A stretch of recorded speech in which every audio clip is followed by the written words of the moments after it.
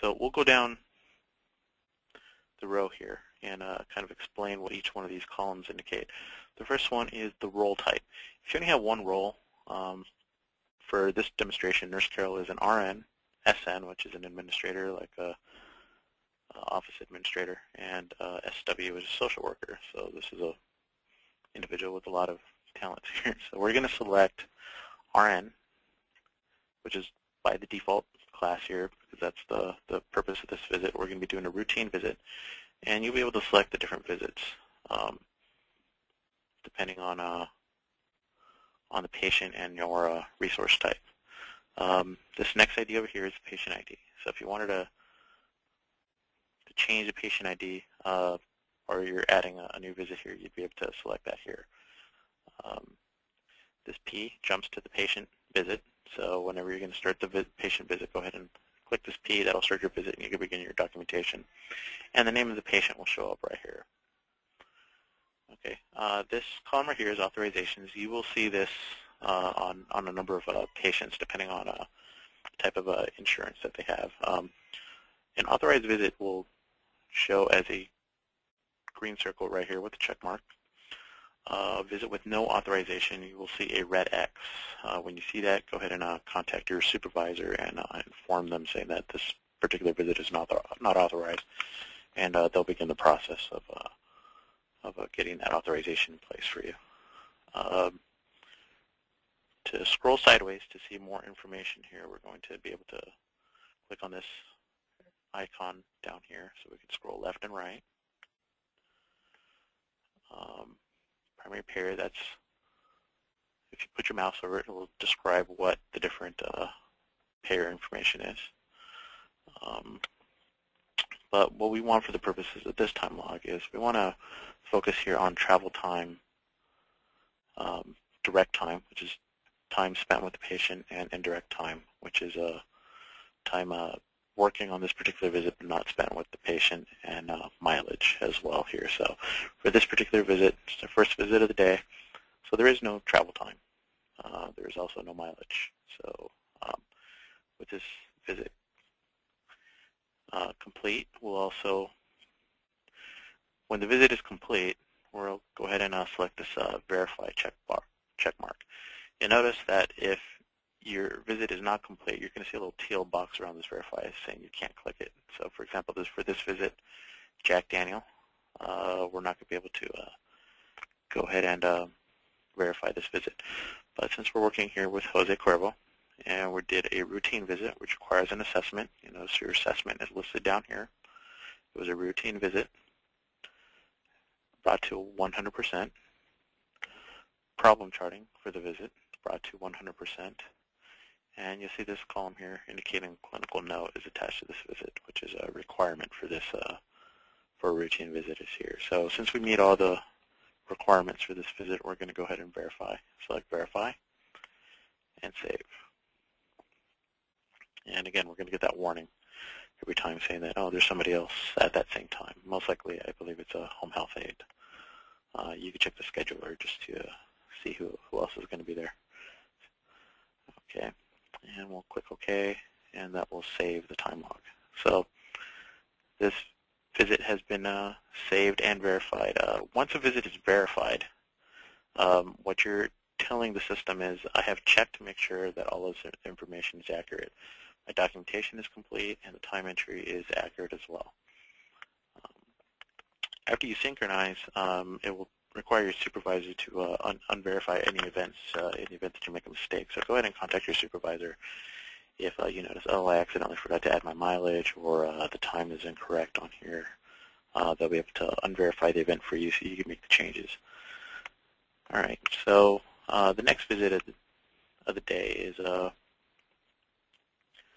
we are going to go to the office. So after we finished our visit here, we have an IGG meeting today, but that's not till 1 o'clock. So we're going to travel into the office, and we're going to say we're going to do some administrative office work. We're going to go in there and get caught up on some paperwork. So we're going to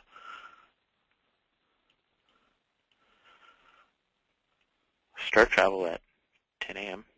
We're leaving our previous visit at 10 a.m. We're going to travel till 10:30. And we're going to say 11 o'clock. Oh, but then you're going to notice right here, you have a gap of 30 minutes. You say, oh, I meant to enter 10:30 in here. To change that, we go ahead and click on this box, pull this down, and select Clear. Clear will allow us to clear out that time in there so that we can go ahead and enter the correct time in there, which we're going to want to make at 10:30 a.m. You notice it's flashing red. That means this is the current activity. So say it's currently 10:30 in the morning. We're going to go ahead and save. We're going to say no to that. Okay, so we're actively working. It's 10:30, and then we're going to be doing our documentation, working around the office, getting our paperwork in order, and doing some other things. And then 12:30 rolls around, so we are going to say, oh, okay, I'm going to work till noon.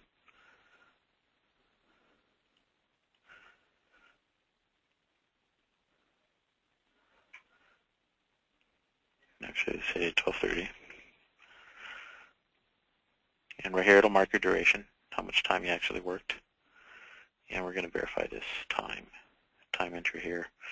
You notice that the counts are updating down here. Right here it says you have 4 items. We have 4 items in the time log.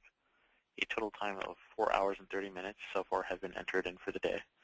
So if you factor in this 2-hour visit, 2 hours in the office, plus 30 minutes of travel time, that's 4 hours and 30 minutes. Direct time, anything here in this direct column falls within direct time. Anything indirect, right here, indirect time will fall within this column here, and it breaks down your travel time as well. No mileage entered in so far. But then we realize, oh, I forgot to put my mileage, the travel time from this patient to the office. If you haven't synchronized yet and you want to make a change, go ahead and check the verify, uncheck that, make your change.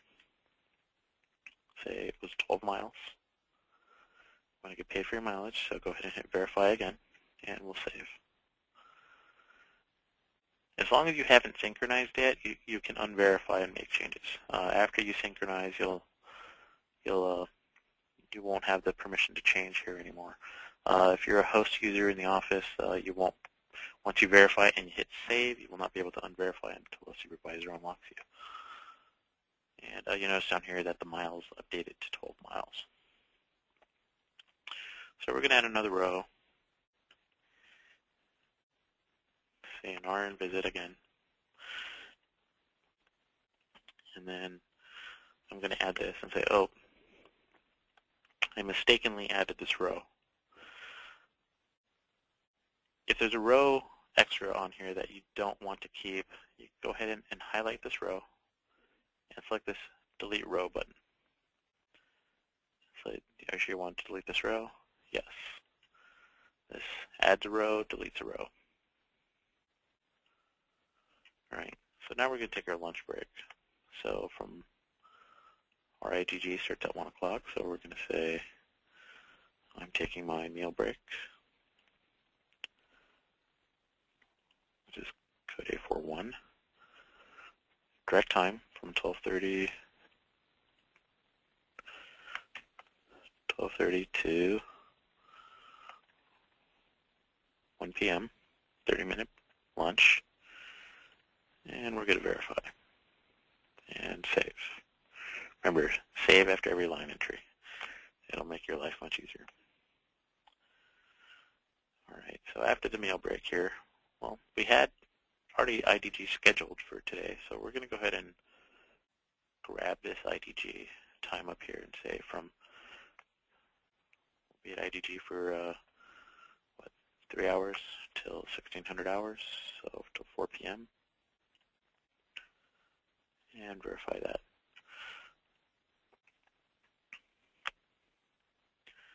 All right, so you'll notice here that IDG is listed up here at the top. So what you can do is you can actually reorganize these events. So by highlighting this row, there's a little